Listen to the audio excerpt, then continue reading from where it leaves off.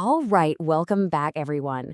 So, in our last chat, we really dug into the how of quantum computing, right? We covered the qubits, the superposition, the entanglement, all that mind bending stuff. But now we get to the really exciting part. It's time to explore the what. So, let's just get right to it because this is the question that really matters.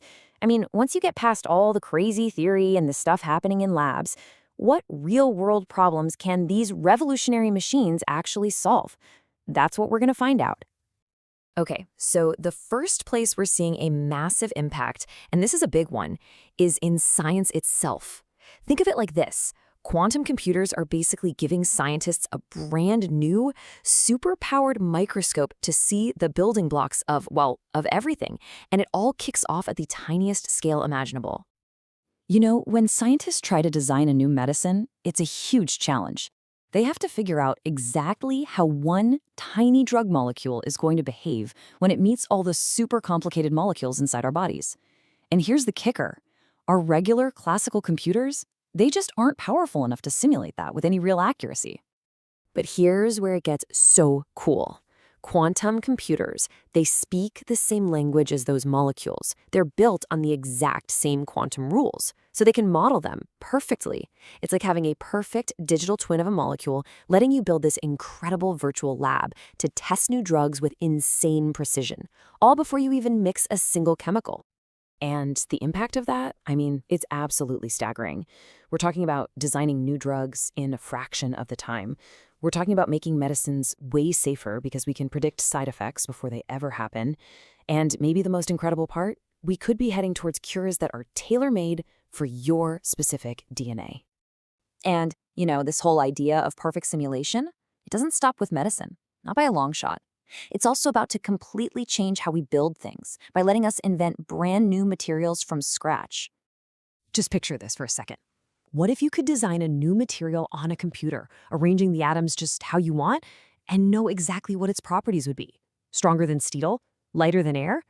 That's what atomic prediction is. We can literally engineer materials, atom by atom, to have whatever amazing qualities we can dream up. So what does that mean for our technology? Well, think about planes and buildings made from metals that are way lighter and stronger. Think about batteries for your phone or car that last, 10 times longer. And maybe, just maybe, the holy grail, materials that conduct electricity with absolutely zero energy loss at room temperature. That would change everything. Okay, so we've gone from this super, super small. Now let's zoom all the way out to the entire planet. Trying to model our climate is, frankly, one of the hardest computer problems in the world. There are just so many pieces moving at once. The oceans, the atmosphere, the sun. Our current computers just can't keep up.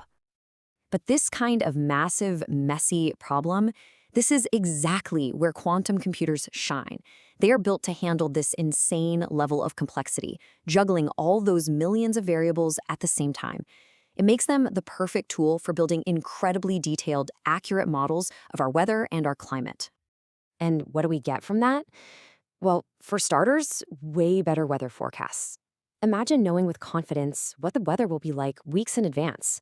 It also means we could test out ideas for fighting climate change in a simulation to see what actually works. It's all about giving us a smarter way to protect our home.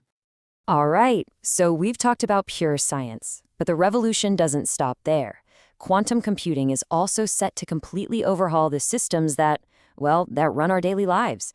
We're talking about making our world smarter, faster, and way more efficient. And maybe the one you've heard the most about is its relationship with AI, artificial intelligence. The analogy here is perfect, so let's stick with it. We're basically giving AI a turbocharged brain. This is where we get into something called quantum machine learning. And listen, this isn't just about making AI a little bit faster. The real magic is that it could allow AI to find patterns in data that are, they're completely invisible to us and to our best classical computers. It's like giving AI a sixth sense for discovery. Okay, let's switch gears to another super complex system, the global economy. Every single day, trillions of dollars are moving around based on predictions about the market. It's a high-stakes game of managing risk, with a mind-boggling number of factors to consider. So imagine a computer that can look at millions of possible futures for the market all at the same time. That's what a quantum computer can do. It can see risks and spot opportunities that are buried so deep in the data, no one else can find them. The hope is that this could lead to a much smarter and maybe even a more stable financial world for all of us. Okay, think about this. You order a package online. How does the delivery company figure out the single best route for that one truck to deliver hundreds of packages? It sounds simple, but it's a classic example of what's called an optimization problem. And once you start looking, you see these problems everywhere. So, what is an optimization problem? It's when you have to find the one perfect solution out of a bazillion possibilities. And I mean a bazillion. The number of options is so huge that for a normal computer to check every single one, it would literally take billions of years. But for a quantum computer, this kind of problem is its bread and butter. It's what it's built to do. And if we can solve these problems, the results would be game-changing. We're talking about delivery trucks that always take the fastest, most fuel-efficient route. We're talking about city traffic lights that work together so you practically never hit a red light.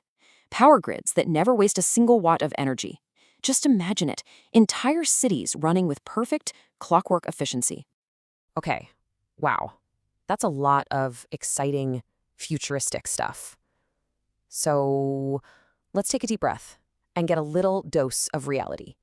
It's super important to be honest about where we are on this journey. The promise is huge, yes, but we're still very much in the early days. If you look at classical computers versus quantum computers right now, it's a tale of two worlds.